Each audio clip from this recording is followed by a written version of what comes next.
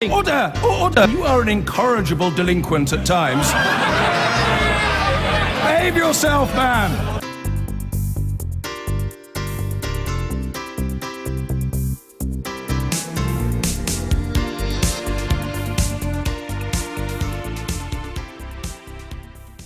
I'm delighted to be joined by UKIP's leader, Nigel Farage, who many would say is the man whose years of campaigning have brought us this momentous referendum.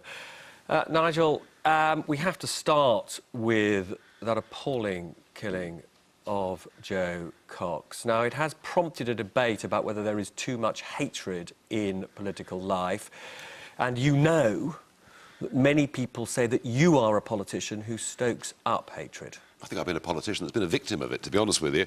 Look, when you challenge the establishment in this country, they come after you. They call you all sorts of things. And to be honest, we saw the Chancellor a few minutes ago, despite the fact overnight he talked about toning down the rhetoric, doing the same thing again. All we have said in this referendum campaign is we want to take back control of our lives, take back control of our borders and put in place a responsible immigration policy. And quite frankly, when it comes to negativity and rhetoric, we've seen far more of it from the Remain side. But that poster that you unveiled last week of hundreds of Syrians trying to cross the border into Croatia, you tweeted that it showed that the UK has failed us. No, the EU has failed us. The EU has failed us. You're absolutely right, sorry. The EU has failed us. But there is no way, under current EU rules, that any of those migrants will get into Britain. It's simply not true that the EU has failed us in that sense. It's failed people in Germany, it's failed people in Sweden. But it hasn't failed the UK, has it? And your campaign is about... Go on. This referendum is about us leaving a failing European Union. The euro has beggared the South. No, it's very relevant, actually. Why would we wish to stay part of a political union whose currency has plunged millions into poverty and whose open door migration policy last year has led to massive political change across the north of Europe, and not to mention, just the other week, 4 people arrested plotting to blow up Dusseldorf who came in posing as refugees last year. These are serious issues. I don't want us to be part of a failing union. Your colleague on the Leave side, Michael Gove, said this morning that when he saw that poster, he shuddered with the words. Well, have you seen their posters? They've been doing very strong posters, not only about Turkey, but about the number of terrorists and criminals who've come into Britain under free movement rules.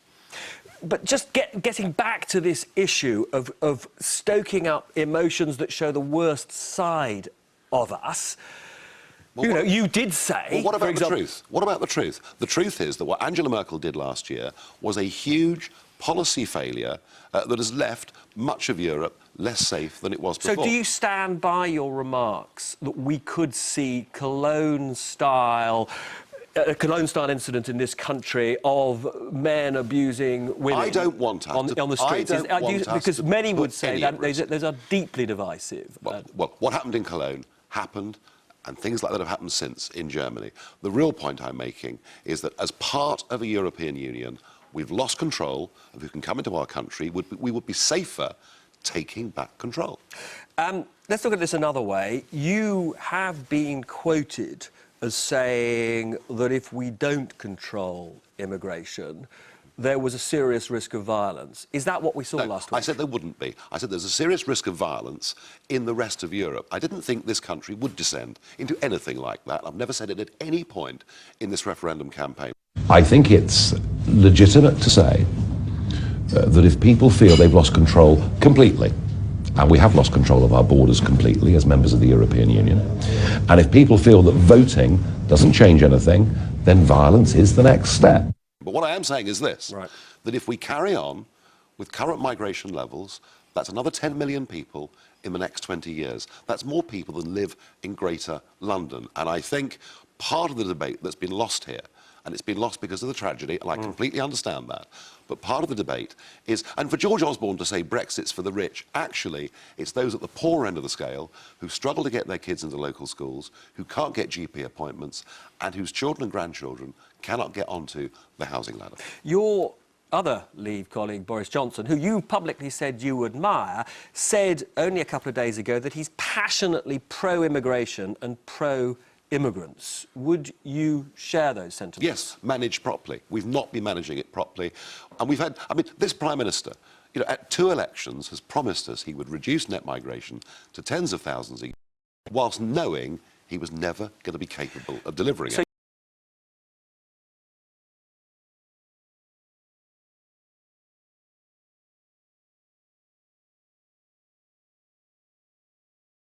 I spoke to Andrew Lillico, an economist who's part of the Vote Leave campaign team.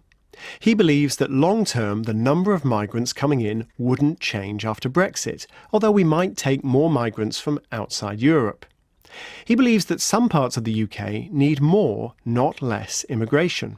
The UK has had very high degrees of movements of people with Western Europe for, 3,000 years or something. I think the idea that we would start to seriously curtail migration from France or Spain or other kinds of things if we left the EU is silly. I'm quite aghast at the way the immigration has grown as an issue in the UK in the past 15 or 20 years. It seems to me to be completely unnecessary. And what I would expect to happen is that once we left the EU, we would have 2 or 3 years of the government showing it could get migration down into the tens of thousands, just enough to prove it could do it. And then once it had proved it could do it, then things would become much more relaxed again. The reason Andrew Lillico thinks that a post-Brexit government would continue to allow plenty of migration from the EU is that the evidence suggests that EU migrants are a benefit to the economy. Here's Jonathan Portes again of the National Institute of Economic and Social Research. There's a strong consensus among economists, and labour market economists in particular, that EU migrants are likely to have a positive impact on the economy and public finances, both in the short term and the long term. And that is basically because they have very high employment rates, higher employment rates than the native population. They're also relatively young, which, as well as making them more likely to be in work, means that they're considerably less of a charge on our public services.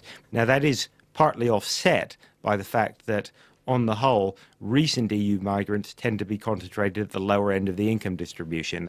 But it's still a fact that somebody who's working, even in a relatively low-paid, low-skilled job, is likely to make a positive contribution. Because you are not in government, and if we vote to leave, well, we don't actually know who will be Prime Minister, but, you know, whether it's the current Prime Minister or perhaps Boris Johnson, there is no suggestion from any of them that they would get migration down to 30 to 50,000. Well, but here's the point.